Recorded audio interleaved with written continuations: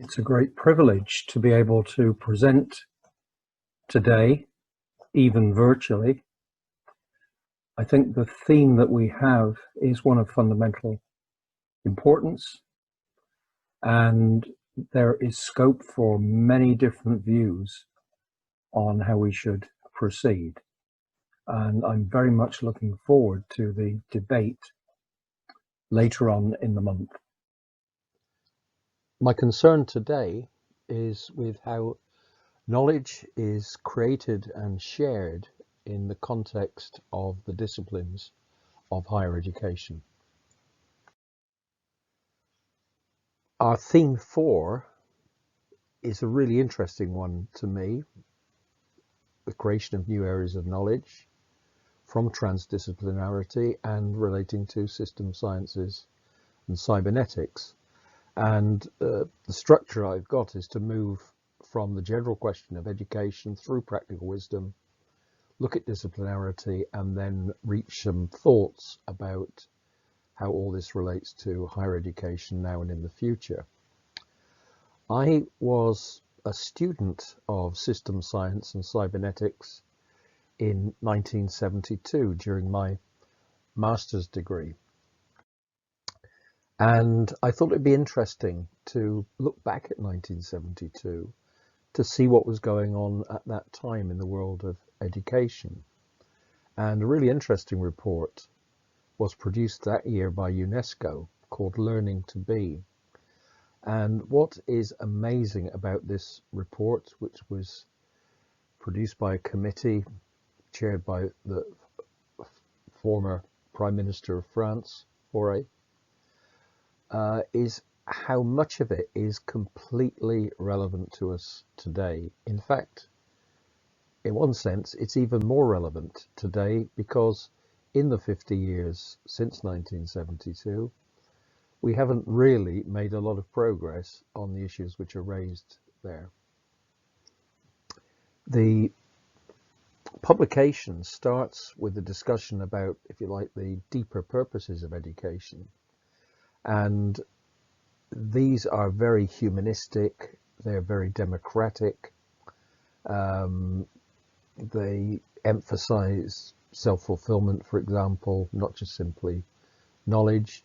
And I'm particularly interested in the fourth area, which is about the idea that knowledge is not just acquiring it once and for all at the beginning of your life, but about building it up through your life, and especially this wonderful phrase, which is the title of the report, learning to be.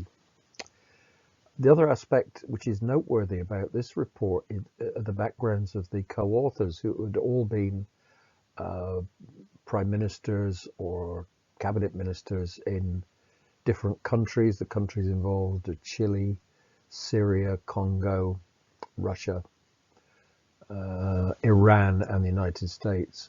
So you had a very high level group of people. They had over 80 individual research reports, and I noticed that 2 of them were from Illich and from Piaget. So they were not simply expressing their own views, they were building on a substantial body of knowledge at that time. And what was really horrifying in a way was to look at chapter 4, which was the challenges that were faced in 1972. And I think with a couple of exceptions, there was very little in 1972 that was that different from 2020. They really captured pretty much all the key issues which we face now. So it was a very prescient report, and of course, sadly, much of what it advocated hasn't really happened, but that's not the fault of the committee.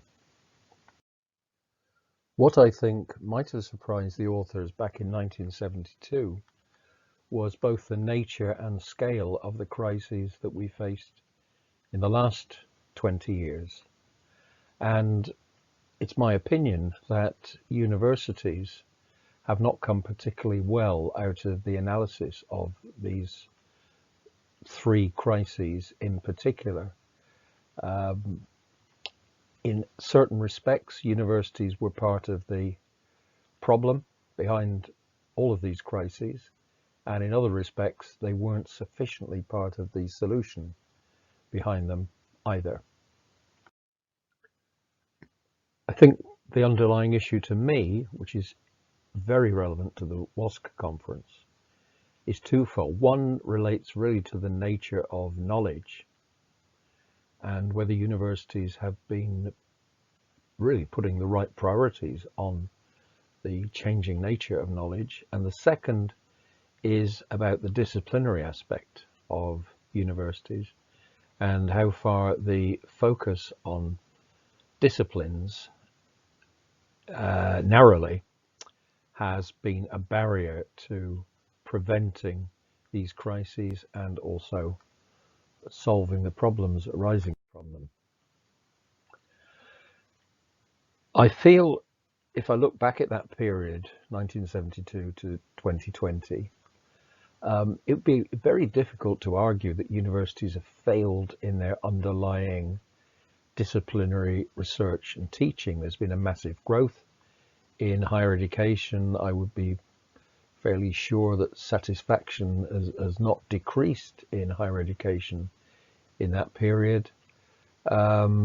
And huge advances have been made across all disciplines within those disciplines, both in terms of their research and improving methods of teaching.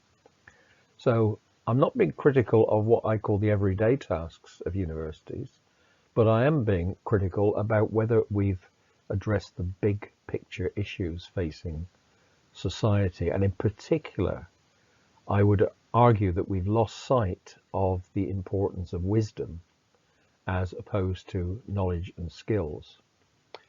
Now, wisdom has been fully understood for millennia. The idea that there is more to leadership, for example, than just having knowledge about good management practices. And Aristotle, in the Nicomachean Ethics, wrote about the importance of practical wisdom, phronesis, alongside scientific knowledge and skills. The big difference from Aristotle's time is that this is now needed not simply by the elite, but by the population as a whole. And if we go back to the 1972 UNESCO report, I found it fascinating that in that section on challenges, there's this wonderful quotation: progress in management sciences and cybernetics, as well as in education and the spread of information, radically changes fundamental aspects of democratic practice. And they conclude democratic education must become a preparation for the real exercise of democracy. This, I feel, is an area that has been lost sight of in higher education. Amongst all its success stories since 1972, I certainly feel that all of us, myself included, have not done enough in regard to this particular ambition of the 1972 report.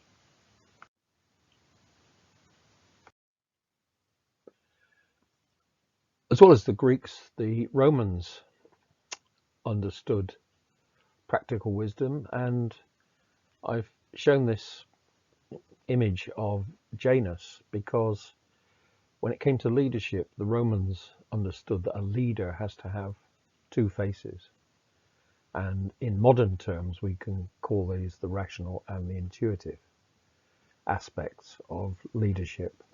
So this ability to be able to deal with two different facets of a problem at the same time is, again, thousands of years old as a concept, but it's one that I and others feel has been lost sight of.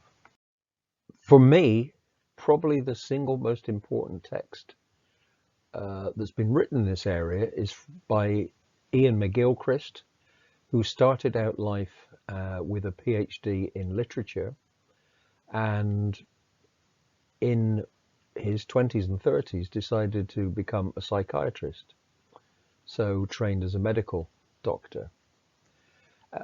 He's somebody who's got an almost unique understanding of the arts and science.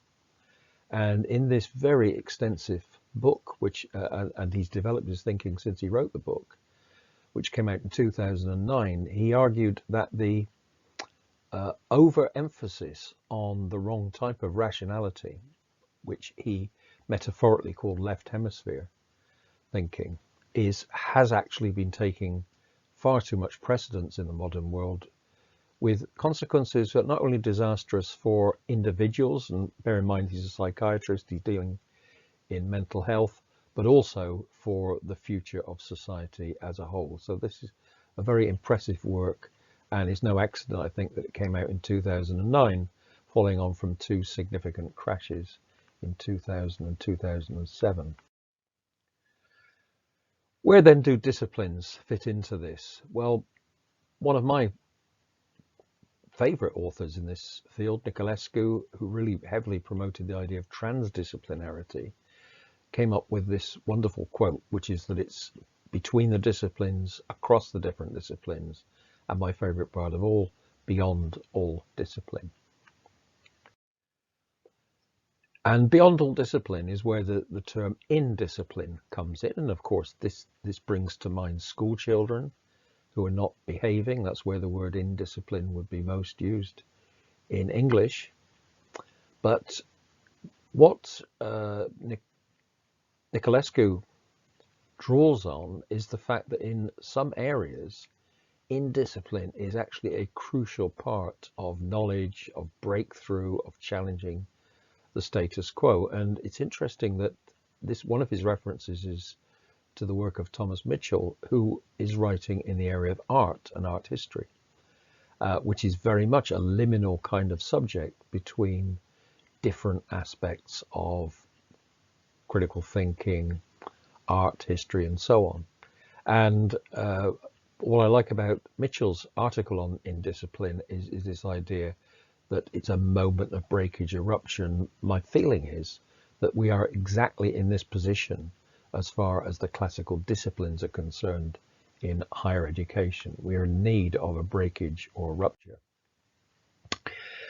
A lot of my work during 2020 has been on applying educational innovation principles to the shift towards online education. And one thing that I've learned from that activity is that higher education can be incredibly resistant to deep change. It's pretty good at everyday change, but it's much less effective in deeper change. And I feel if we've got difficulties in adapting to just different teaching methods, when it comes to the shift to practical wisdom, as opposed to discipline-based knowledge, we are really going to find ourselves up against some significant barriers. And my analysis is that the very things that we need to do go against the grain of everyday higher education practice. And the model that I've developed here on what we need to do to promote practical wisdom is that there's 5 dimensions needed in this. Who are our audience? What is the mindset that's needed on our part as higher educators? What type of pedagogy do we need? And then issues to do with the focus and hierarchy. And to just take the focus aspect, the audience that we need to address in practical wisdom is adults, and adults who are learning lifelong, as was mentioned in the 1972 report. Our expertise is dealing with younger people at the beginning of their professional or academic careers. There's a lot less understanding of how to deal with a lifelong learning situation. The mindset in higher education is almost entirely discipline based. So to move even to multidiscipline, let alone transdiscipline, let alone indiscipline, is very, very hard. The pedagogies that we've got in higher education been successful with are largely transmissive in nature. You cannot develop practical wisdom by sitting people in a classroom or online and teaching them in the conventional sense. It has to be some sort of active conversational learning. So all these 5 dimensions run against the working operational everyday assumptions of typical higher education institutions. And I just want to pick out one of them to go in to drill down a bit more detail, which is the pedagogy side. If we are to move away from transmissive education, which we're actually very good at, we are going to have to put something in its place. And if you look really at how pedagogies have evolved, again, over centuries, we're going to need a very different type of learning design. For professional and adult education, simulation or emulation is very, very important. The ability to be in, if you like, a near lifelike situation. We also need not to start from the idea that there is a body of knowledge to be transmitted, but there are problems to be solved, and that problem is going to be solved through dialogue, for example, as opposed to looking up or remembering facts. And the final thing which interests me here is higher education research and teaching does not deal in general very well at all with ambiguity. And yet, if you are to be a Janus type person, whether it's as a leader or as a voter, you need to be much more able to cope with ambiguity. I just want to give a specific example here that a very early systems thinker was Buckminster Fuller, and he's got a wonderful archive of his writings, California. And one of the things that Buckminster Fuller did in 1950 was to run a course at MIT on comprehensive anticipatory design science. Now, Buckminster Fuller, I've done a little diagram here to show what a polymath he was. He was able to live in art and science and the physical world and nature and technology, philosophy. But he had a dream about the educational methods that we needed for adults, which were simulation based. And I've always thought that this idea which Buckminster Fuller came up with for Expo 67 in Montreal, the American Pavilion, and his idea was a world game which was essentially based around ecological disaster. And it was a huge map of the world on the size of a basketball court. And the general public could wander around the gallery above this map of the world and make decisions and interact with this map. Now, this is in 1967, so we were not really looking at digital technologies, rather analog ones, but he had the idea of something where the audience would, if you like, make decisions and the impact of their decisions would show up on this huge basketball size court. So Buckminster Fuller had a dream about how simulations could help democratize thinking in relation to complex global problems. In our own small way at City University of London, we've run over the last 10 years a Master's in Innovation, Creativity and Leadership, and this is fundamentally based originally in multidisciplinary thinking. We actually took 8 different disciplines within the university. We have 5 schools, so we involved all the schools except health. And the students who come on this are not taking an MBA course. They want something which is going to help them really develop their own practical wisdom.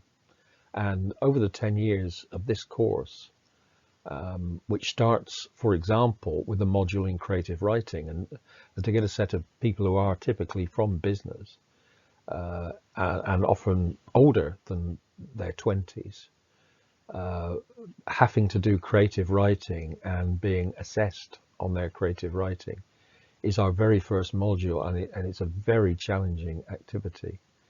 And in their final module, module 8, they have to create a performance and produce an artistic artifact. So in our own small way there, we've been trying to develop a indisciplinary, because I think over that period of time that we have tried to perform as teachers independent of our disciplines to some extent. We have tried to develop something indisciplinary there, so it can be done. Thank you for listening to this, and I'm looking forward in due course to being part of the panel, which is where a group of us will be discussing these items collectively. So thank you very much for your attention.